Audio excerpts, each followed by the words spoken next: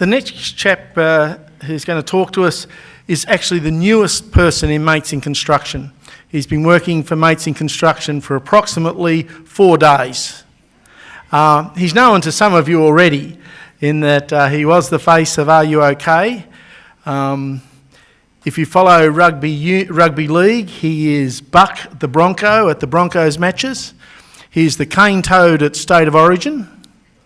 He was a finalist in Australia's Got Talent, which makes him miles in front of almost every other member of Mates in Construction. And he has a story to tell. So can you please welcome Justin Geange.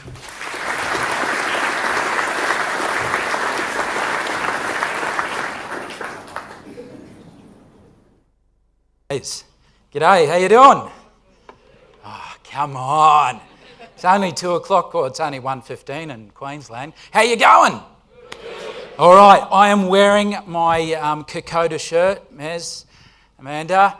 I did Kokoda back in 2014. My wife did it last year, and I reckon there's some people in this room that want to do Kokoda, but they need some sponsorship. So if you're a business here today, I'm plugging it right now. It's for an incredible cause, and just go and see Mary and Amanda, or look it up on the website. But as I said, I've got a wife. So if you look at your programs there, you'll see my hands on the front cover. Ladies, I'm taken. Sorry about that. So the elephant in the room that you're talking about, it's actually about the hairy supermodel standing before you. Well, I have a story, and I've got 10 minutes to say it, and so here we go. I've got 2 beautiful girls, both IVF. Chelsea's the youngest, she's 8 years old, she looks like me. Tegan's the oldest, she looks like the gynecologist. But I'm still paying the school fees, so that's all I got. I love my family to bits. I've been married for 23 years. I've been mascotting for 23 years as well. It's quite ironic that I put on a mascot, that I put on a facade just about most weeks to bring out those amazing Broncos, the best rugby league team on the planet. Quite obviously we're in Sydney, and everyone knows that down here as well. Even in Victoria, Keith, number one, always number one, yeah. Okay, so I'm just I'm a bundle of energy, and I'm going to get it out there. I was born at an early age in a little country town called Auckland, New Zealand. Anyone from New Zealand? All right. For all the rest of the people in the room, I'll try and speak slower. Okay, I was born, my dad was one of these people that everyone loved. He was a fitter and turner by trade, and he used to throw a hangi down, and all the street would come, and we'd sing and drink and smoke and do all sorts of things till all hours of the morning.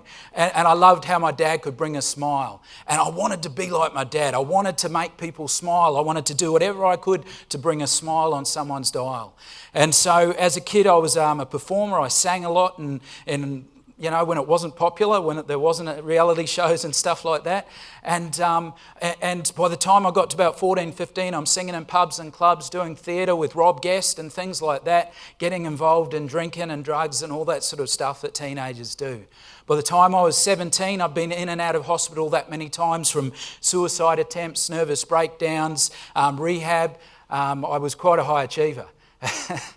But I was living what I thought was the dream. I got to 17, a suicide attempt left me in the hospital for about 3 months. And please, as I share my story, more often than not, my face leaks, and that's okay, because I got my care plan. But if you need to take a walk or need to have a chat with one of the MIC assist peeps, go and do that, please. So 17, I get a call from my cousin. He's in Australia. He's with a band that's touring up and down the Sunshine Coast and the Gold Coast, supporting Tina Arena and Peter Andre. And he said, "Look, we need a singer." So I said, "Oh, okay, I'll come over." I sold everything I had. I came to Australia, and do you know what? I wasn't as good as I thought I was. In fact, I sucked. And so here I am in Australia, nothing to do, singing wasn't going to pay the bills, so I actually had to get a job. I never worked at all in my life, and so I started labouring for a brickie, South African bricklayer. Boy, did I learn some words. I started labouring for an Australian concreter, for a Kiwi builder. He ripped me off. That's no offence to all the Kiwi builders in the room. And finally, I got to plumbing. Now, look, I've always wanted to be an electrician, but my dad told me to get a trade first. And so I... how you going, ETU over there? Yeah. Happy days. So I got an apprenticeship back in '94 as an adult apprentice in plumbing. It was something about the smell of plumbing that really got my nostrils going. And I started my own business later on in life, and Jelly Belly Plumbing, maybe sewage to you, but it's bread and butter to me. You know, you choke 'em, we poke 'em, all the sayings, you know, under the sun. But I was doing business and things like that. 2012 come along. I'd been in the organisation for about 19 years, and I was doing really good. I was, climbing that ladder, and I thought, I'm going to run for state politics. So I gave that a go, and I'm going to go on Australia's Got Talent. So I gave that a go, and by the end of 2012, I was exhausted. I was smashed. I was hammered. I was, you name it, and my boss kept taking me out for coffees because they could see I was really doing it tough. And he kept taking me out for coffees, you know, you're doing okay? And I was a typical bloke, yeah, nah, good mate, yeah. So he kept taking me out so often that I had to go on skinny milk, so I was starting to bloat, and you know, it was very intense. But finally I said, no, I can't do this anymore. And I said, no, mate, I'm no good. He says, yeah, well, we could see that. And he said, I think you should talk to your GP. So I talked to my GP. GP says, I think you need to see a psychologist. I was seeing one, but I didn't want the boys to know. I was seeing one, I called her, she said, you need to present to your emergency department. I went to the emergency department, and they put me in the psychiatric ward of Logan Hospital. If you've been from Brisbane, you know what Logan's about. It's awesome, eh? I had white noise going on in my head, and there in the emergency department, you got, man, all the crazies going everywhere.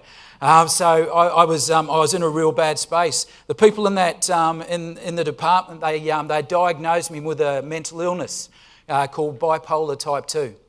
They gave me a drug called lithium and said, you'll be right. Well, I don't know, we got any fans of constipation in the room? Did I see that hand? Yes. So I wasn't a fan of it myself, so I took myself off the drugs, became a doctor overnight. I said the right words to get me out of that hospital, and I went back to work like nothing was wrong. Then 2013 came along, we had new government, and they were culling 17,000 jobs from the workforce. And you know that whole scuttlebucket in your organisations, it's you, it's you, it's you. Uncertainty. So the first time in 19 years, I had the real thought in my head that I wouldn't be able to provide for my family. You see, I'm pretty resilient usually, but I was smashed. And also the knowledge that I'm a 40-plus-year-old going out into the workforce with 16-year-olds with 17 degrees. How was I going to get a job? And so that very real conversation was going on in my head that I'm not going to be able to do this. And so in May of 2013, I made the decision that I would take my life and activate my life insurance so that my family would have provisions for the rest of their life, that I would be able to provide for them when I was gone.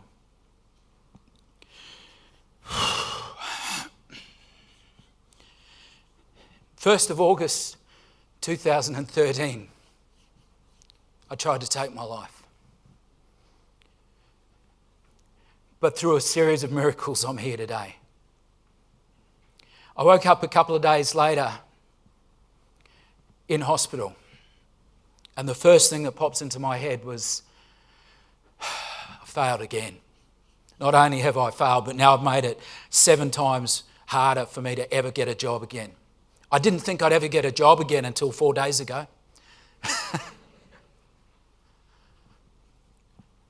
I was devastated. What have I done to my family? And then I started getting all these text messages and people visiting me, blokes from work, you know, Liney's, even Sparkies would come and see me. Incredible. Safety coaches, you name it, bosses, everyone. I could not believe that the blokes that I'd worked beside for 20 years actually cared about me. I had no contemplation. You see, suicide's like a hand grenade. It just doesn't affect your family or the people around you. It affects your whole community. So we've talked about statistics today. 3,000 Aussies don't get that second chance that I get every year. That's not just 3,000, that's a number. That's one person has one family and one community that is doing without an integral part of that community. Those are what the numbers represent. And so when I realised that all these people that were coming to visit me cared about me, I realised, hey, I've been given a second chance. And I'm going to do everything I can with every bit of breath in my body with that second chance to make sure nobody else's family has to go through what I've put my family through. And so to remind me to ask my mates to look out for those people that I care about, I wrote a daggy little song. That's why I brought the ukulele. I wrote a daggy little song and I'd love to sing it. Oh, there you go. I'd love to sing it for you. I'm going to go over here now. I'd love to sing it for you. How does that? There we go. The people at home, yeah, you can hear it. Good. I'd love to sing it for you, but the deal is you got to sing it with me, okay? Can you do that? Can you do that?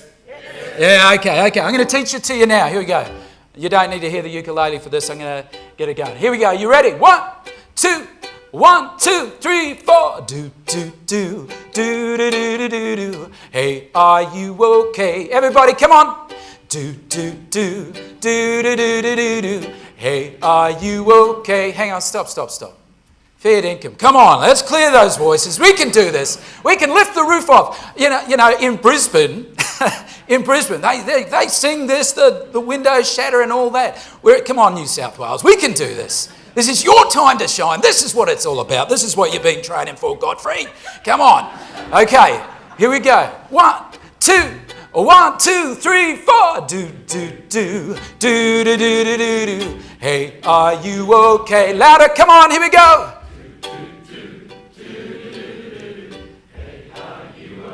Yes, I got the black dog nipping at my heels. I know how it feels to be down in the junkyard of life. But you know that it's never too late to ask a good mate. Hey, how are you today, my friend? Everybody, do, do, do, come on, do, do, do, do, do, do. Hey, are you okay? This side louder. Hey, are you? Come on, this side, you can beat it. Nice. Hop. Well, the weatherman said there were black clouds ahead. You better batten down those hatches and pray. But you know it won't last. The weather will pass and leave you with a brighter day. Everybody, do, do, do, come on, do, do, do, do, do, do. Hey, are you okay? You guys are amazing!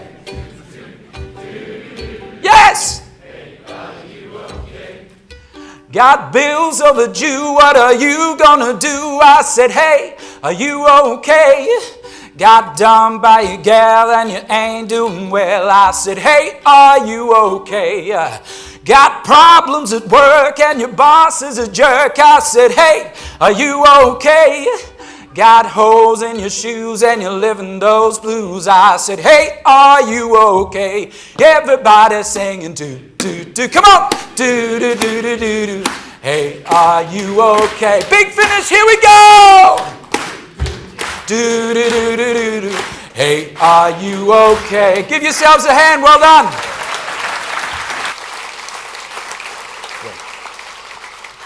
I'm just going to finish with this one thing. Thank you so much for your patience, and I think I've gone over time. But you know what? You just learned a daggy song and sang it in front of a lot of strangers right here today.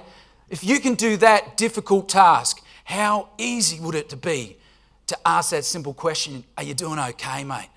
Looking out for those guys that you work day in, day out with. You know when they're good, you know when they're not on. So if you can sing a daggy song like that, there's no reason why you can't look out for your mates. Cheers, guys.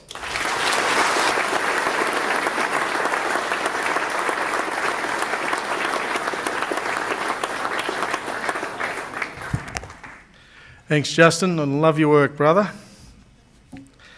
I think you'll fit in.